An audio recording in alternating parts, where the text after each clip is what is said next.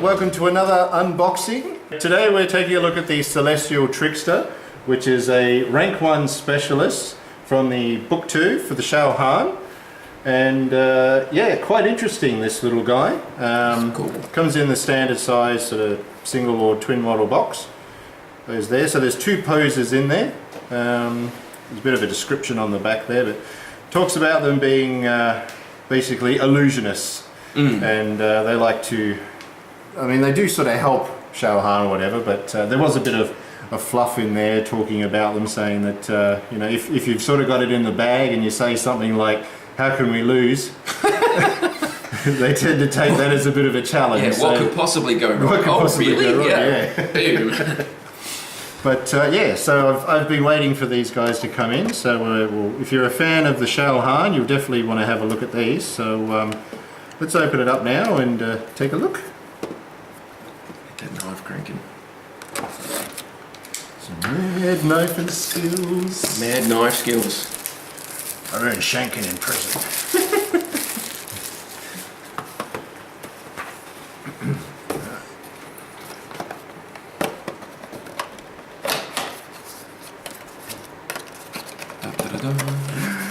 Ta-da! So move that out of there. Thank you, Tarron. I'll have a look at the back. So we have a bag with 2 smaller bags inside. We have 2 30mm bases, which is correct. Yeah, only smaller bases. Here we are. So bases, we sort of know, they're all pretty straightforward. Yep, this one. We'll have a look at the card in a second, but let's open this up, take a look.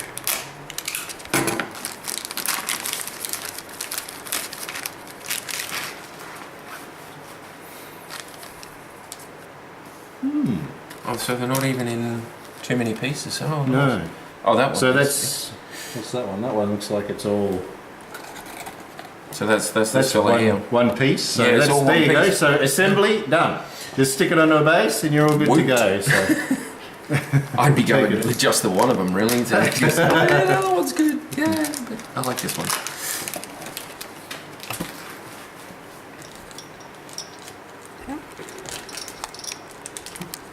So there we are. So that's straightforward. Looks like he's holding a Japanese sai.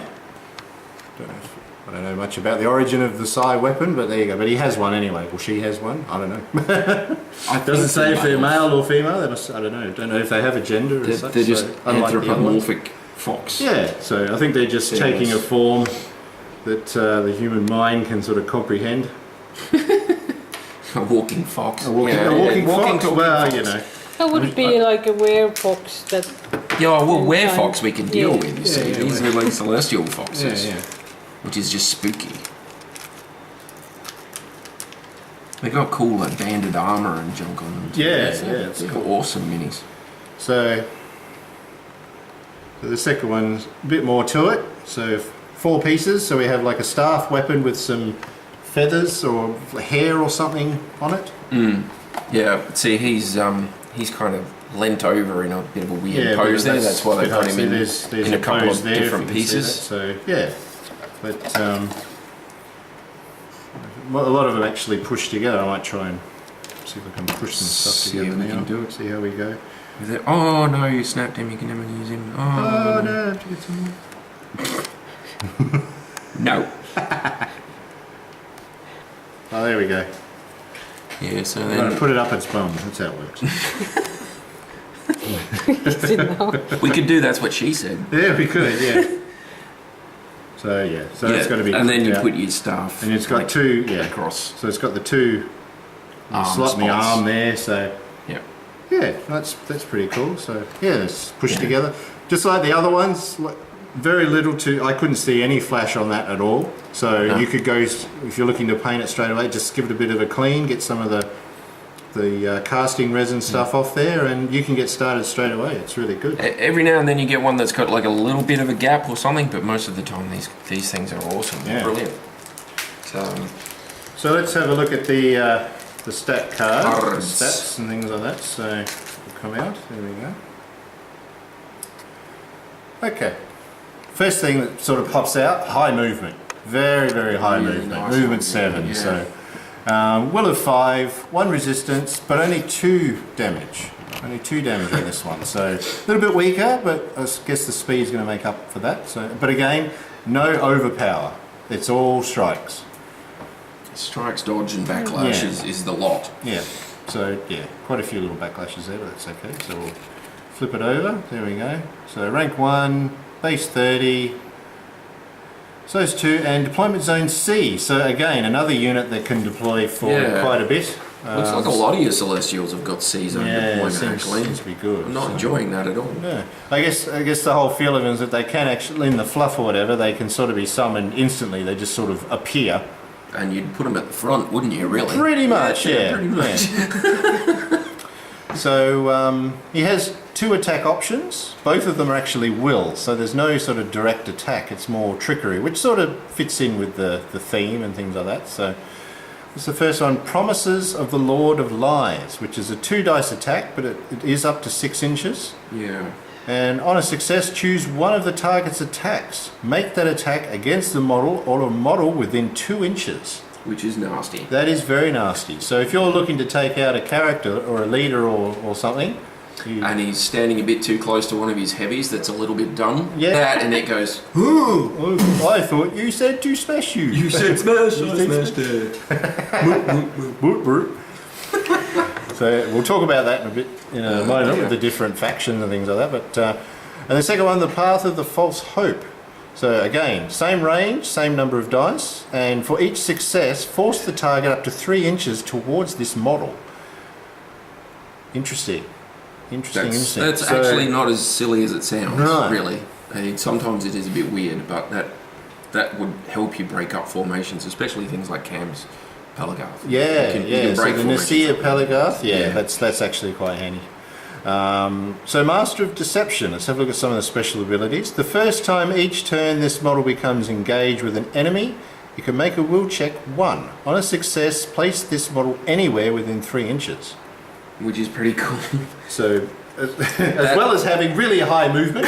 Yeah, that blunts my werewolf attack fairly effectively. Yes. Actually, because if I don't make a kill, if I run in and try to hit you, the first one that engages you, you move 3 inches away from it. Unless I've got that extra range, I'm stuffed. Yeah. That will just stop. And it also has reaction sidestep. So once per attack, when a dodge result is generated against this model and it's not killed, it can perform a free sprint action, ignoring disengage penalties. Quite handy. Yeah, quite handy. Considering we've got, 3 locations on the chart, which can give him that. That's quite good, quite good. And, oh no, he's only got a 4-inch sprint, so... Yeah, so not as fast as those Celestial Gatekeepers. No, still not quite as fast as them, but still pretty good. But yeah, just to get out of trouble, that's the way to go. And of course they have Unstable, which is one of the standard Celestial things. So if you haven't seen that before, if someone uses a magic attack against it, and basically you roll on get a magic result, it takes the damage instead of it being deflected. So backlash that an enemy would generate goes against you instead of against them. Yeah. And it's 1, 2, 3, 4 for him as well. Yeah, 1, 2, 3, 4 for him. I think all the Celestials have the same numbers. 1 to 4 is backlash. Yeah. And then 5 to 7 is whatever they do, and then 8 plus is their strikes. So they're actually all pretty damn good. Nasty things. Hate them. Yeah, so... There's something to go.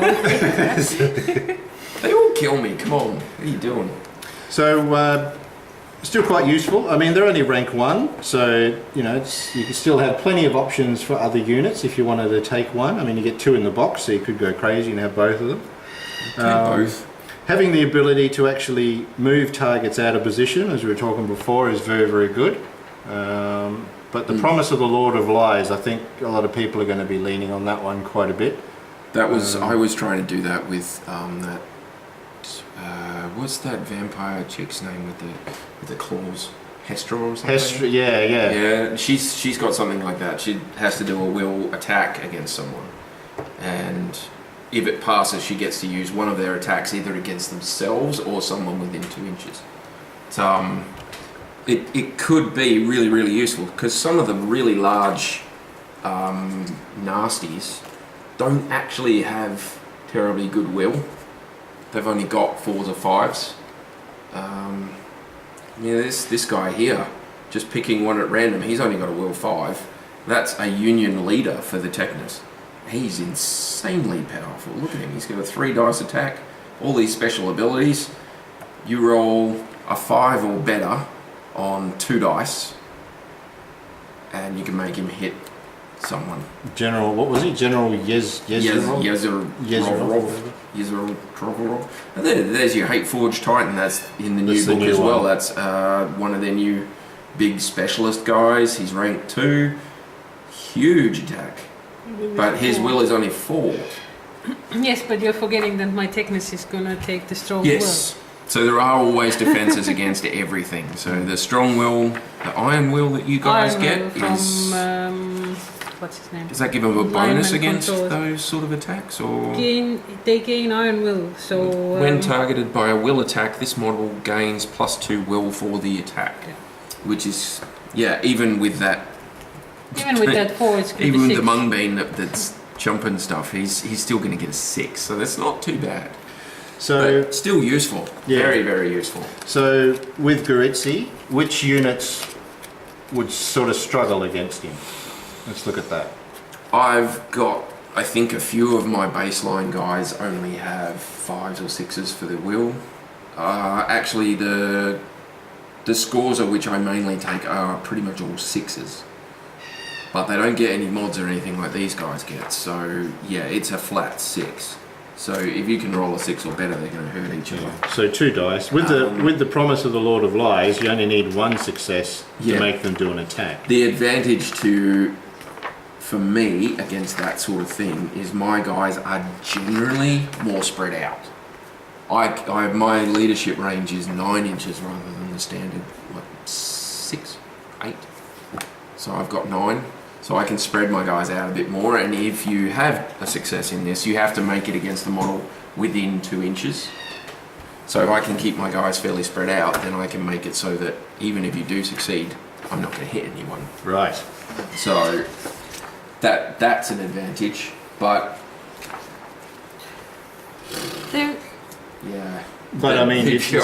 if you're worried about attacking someone else, then that's okay. But it can still attack itself. You can still force it to. Yeah, it makes the attack against that model or a model. You stop hitting yourself. Yeah. Stop hitting yourself. Stop hitting yourself. So that is the disadvantage, is that I do only have 6-ish for my will. Yeah, but there's actually not many. Like, I went through my units. My highest is 7. What is your highest? Probably about will anyway. 7 anyway. I don't think there's many units. I think will kind of caps out around 7. I don't see many units that have more than a 7 for willpower. So it's definitely doable for pretty much any unit. You can make that happen if you're lucky. And with 2 dice, it makes it a lot easier to try and get it. 5 or 6. So to happen, the main thing that I'm seeing that I don't like is that Master of Deception thing. So the first time each turn this model becomes engaged with an enemy, it may make a will check, and on a success you place it anywhere within 3 inches. So you're blunting an attack basically. If I can get to you and then you blip out, and my guys are all predicated, all their funky stuff is predicated on being able to make a kill. Yep. If I can't make a kill, then I'm stuck. I get left there, and they get swamped and they get dead. So that he's actually quite good for you for that, because... But they're not resistant to will attacks, like those Celestial Gatekeepers, for example. No. So if you were to use those new vampire chicks... Yeah. The Damani or whatever they are. Yeah. They would be quite good.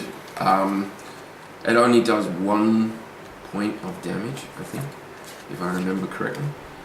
Yeah, so they've got 1 that forces movement, and they've got 1 that deals damage.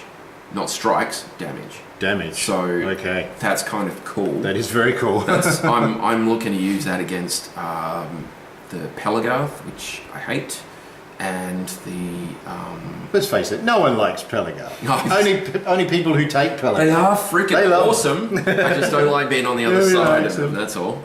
But the other one is your Legionnaires, because that's a damage, not a strike. You can't save it with that healing vapors thing. Yeah. So if I can get that to like propagate, because if you kill someone with it, you can hit somebody else within 2 inches once. Well, the good thing about those is they're troops. So you do group activations, and you can get enough of them to target this Celestial Trickster. You can't get away. You should be able to get him down. So that's I think interesting. I can manage it. Like I said, see, all of them seem to have one thing that makes me go, "Oh, you sods, I hate you," and then they've got a way around that one thing. So you have that initial, "How the hell am I going to beat those guys?" And then you go, "Oh, wait a minute. If I do this, maybe I can do that and get this." So that sort of thing. I think I could use the Dance Masters against him, force him away from his friends, and then hit him from all sides. That's possible. That too might work. But it does say place this model anywhere, so Anywhere within 3 inches? Yeah, within 3 inches. So he can actually go over the top of bases. Yes, but if I can get my wolves behind you, then I can cut you off from the rest of your force. And if you can only blip in one direction, then you can only blip away from your force. Yeah, that's sort of thing, you see. Yeah. So, well, don't do that. Plus, because I've only just got them. Yeah. I want to try and use. Plus, the other thing is, like we were saying before with the gatekeepers, if I use the Dance Master and the Scourge Hound, it's a jump over. It's not actually an engage, and this is based on engagement. Yeah. So if I can get one that leaps over or a range attack or something like that, then I can get around it. So there are, so you do have a couple of options there. But all in all, they're pretty damn good. Yeah. That Promises of the Lord of Lies is really cool. I like that. And that's really good for you because these aren't unique like my leader is. Yeah. She's unique. You can only have one of her in the army, but these you could have half a dozen if you felt like it. Yeah. And they can all do that. Yeah. So, yeah. See, that was going to be my way around Cam at one point, was getting his, that big fiend thing to hit itself. Oh, the Great Horn? Yeah, the Great Horn, the one with the big fire demon thing, and it'd just make it hit itself. But you could have 2 or 3 of these guys all do these will attacks against him and make him obliterate himself. Yeah. Yeah. So it's just, that's insanely powerful.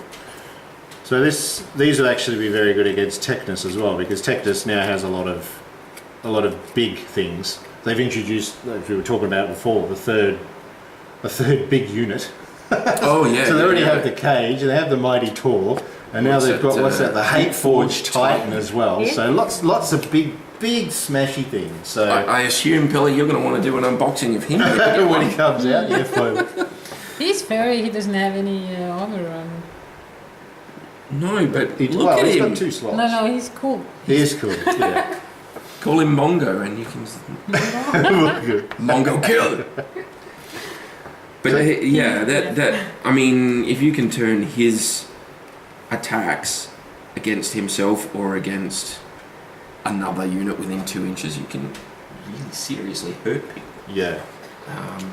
And like I say, with multiple ones of these, you've got multiple chances for that to work. You only need 1 success. Yes, that's right. Yeah. I reckon if I was playing Shael Han, I would just take them just because they're so cool. And they are because funky. I like too, yes. trickster stuff. That's sort of They like are very, very funky looking and awesome. tricksy. Trixie. Well, there's always the option to have a second army. You can have all 5 armies. You know, I always encourage people, if you can't decide, take them all. I mean, Take them all. good advice. Get one of everything. But now there's so many. With the introduction of the book 2, the Rising Conflicts. There's so many The units. Rising to pick Con, from it's for got each faction. so much good. cool stuff. You reckon it might convince someone to switch armies or get a new army? Oh, look at that! Maybe from a tournament scene they may do, but I don't know. There just seems to be a lot of choice in there now. So Well, I saw that Kraken, the new Kraken model, and I'm in the back there. yeah. He's got it in the back, and I'm just going, I think I still want to be Hadros as a second faction. That's so awesome looking. But, yeah. So there we go. So that is the Celestial Trickster for Shael Han. Overall, I think it's going to cause a lot of trouble for everybody who comes up against them. Yeah, I think you're going to have some fun with those guys, buddy. Yeah. Army selection will be crucial. It's definitely sort of changed the way. I mean, Shael Han have always sort of been about their leaders and like their troops can sort of change their abilities slightly depending on what leader's around. So, but now with all these extra Celestials, I think it's sort of changed them again. So new tactics, new skills you'll have to learn to fight them and to fight with them. So what was the standard bribe for you to not take a unit again? It's like 2 cans of beer or something? Well, it would be interesting also to know what other factions would do against the Fox. So if they were playing Hadros or... Yeah, Hadros, I think, would probably what did have we some... discuss? There's Nasir, well, we've got Nasir and Hadros, so yeah. So if you're playing that, comment, what would you do? Yeah. But, yeah, as always, leave some comments, guys. Let us know how you go with them, and if you have any sort of tactics and any ideas that you think would be good. Yeah, definitely want to hear about it. Get involved. should be more wolves. Hopefully more wolves with jetpacks, because that's awesome. You need those armoured guys with jetpacks. Yeah, I want the armoured guys jetpacks. This guy for Technos, go back to that one? No, the piggy, where the flying piggies were. Oh right. That General Yusuf, whatever his name was. Where is he? He's somewhere. Keep going. He's here somewhere. This guy. Yeah, General Ivoryskull. Ivoryskull. The bloody spear. Do you want me to do a Russian? Ivoryskull. Yes, please. Yes. Ivoryskull. Ivoryskull. Yes. You have to roll your R's. He is very interesting.